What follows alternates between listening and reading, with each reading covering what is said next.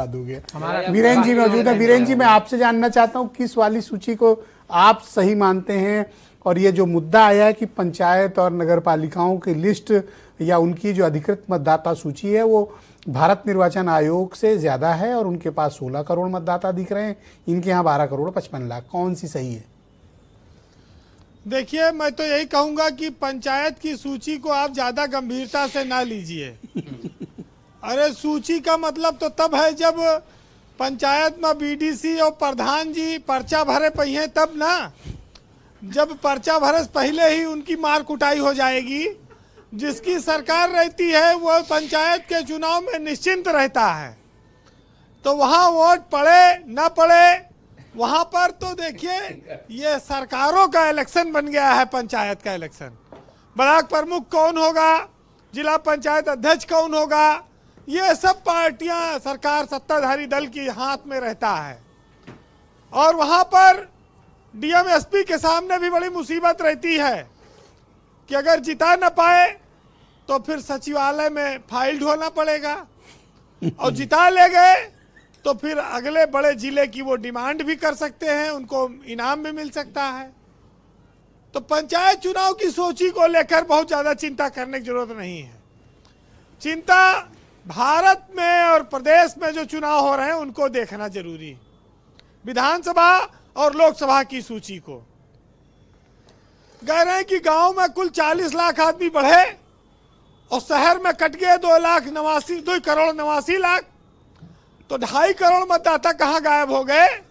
जबकि ये कहा गया कि शहर से लोग छोड़ छोड़ के जा रहे हैं गांव में, वो वहां पर अपना वोट बढ़ाएंगे नहीं, जमीन जायदाद खतरे में पड़ जाएगी। डर गए लोग, शहर में भाग गए गांव मतदाता बनने के लिए। अब वो लेकिन वहाँ 40 लाख बढ़ा, ये बड़ी विचित्र बात है। 2.5 करोड़ लोग जो शहर से कटे वो डुप्लीकेट थे, दोहरापन था उसमें कि वो दोनों जगह थे, इसलिए वो एक जगह गए। वैसे ब्रजेश जी, जो लोग गांव शहर छोड़कर गांव भाग गए हैं मतदाता बनने, उसमें किसका फायदा हुआ, इस पर लोगों की अलग अलग राय है। शहरों में 2 लाख तक वोट एक विधानसभा सीट पे घटे हैं। लखनऊ उत्तर में 1,92,000 वोट कम हुआ है लखनऊ में अकेले।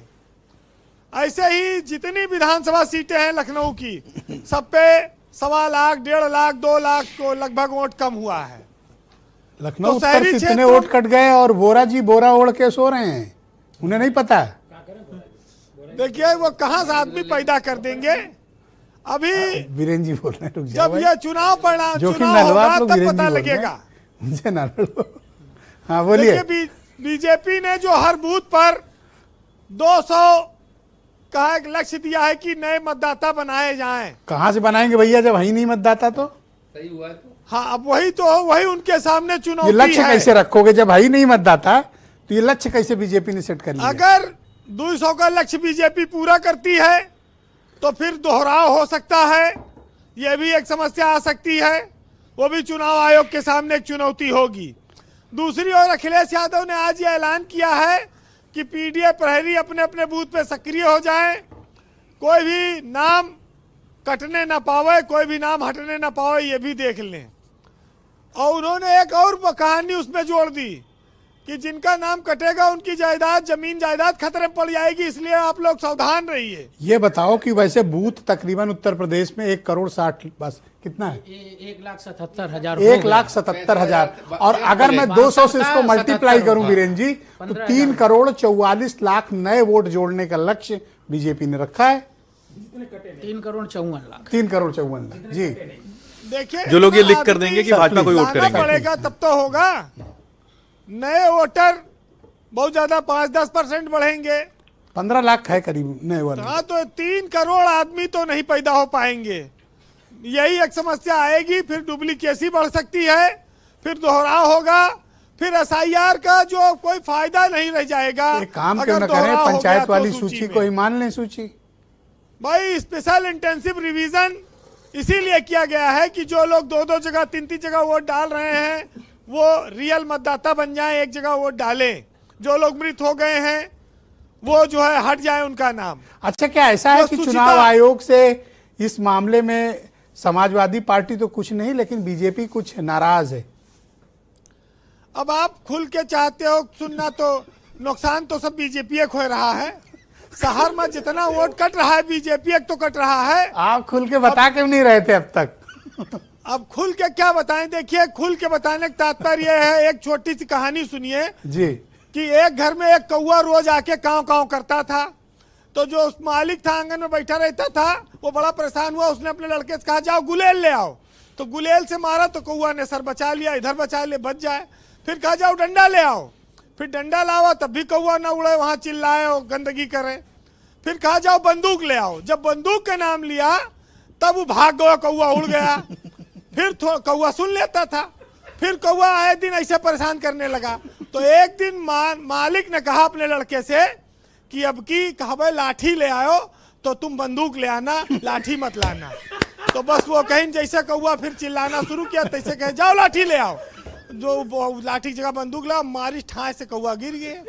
जब कौवा नीचे गिरा तब कौवा चिल्लाए लग कि ये तो बहुत धोखा हो गया, बहुत बदमाश आदमी है। तो मालिक गया उसके पास कान लगा के सुनने की कौवा क्या बोल रहा है। तो कौवा ने कहा कि ये साला मालिक बहुत हरामी है, कहता कुछ है करता कुछ है। तो कहीं डंडा ले आओ, ले आओ बंदूक ले आओ, बड़ा धोखेबाज निकला। कहा कुछ किया कुछ। तो ऐसे समझ लो आप चुनाव का और स्पेशल इंटेंसिव रिवीजन को। कौवा बचा है अभी कि मारा गया? कौवा मर गया, लेकिन वो धोखेबाज कहीं कि कहा कुछ किया कुछ मर गया। तो भैया ये नेताओं का भी यह हाल उनके बारे में कहा जाता था, लेकिन अब सब परेशान है। वीरेंद्र जी ने इतनी होशियारी से कहानी सुनाई कि सबको समझ में आई।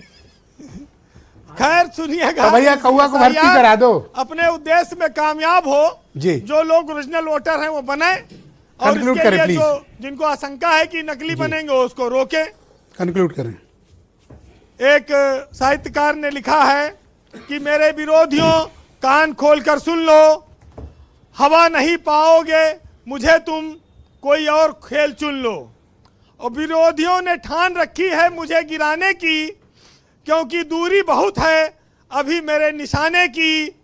और फिर भी मुझ तक पहुंचना मुमकिन नहीं, क्योंकि ऊंचाई बहुत है मेरे ठिकाने की। बहुत शुक्रिया वीरेंद्र जी, आपका बहुत बहुत धन्यवाद। ग्राउंड जीरो से अपना फीडबैक, ओपिनियन, ऑब्जर्वेशंस और एक बेहतरीन कहानी सुनाने के लिए धन्यवाद। मैं डॉक्टर समीर सिंह को आमंत्रित करता हूँ इस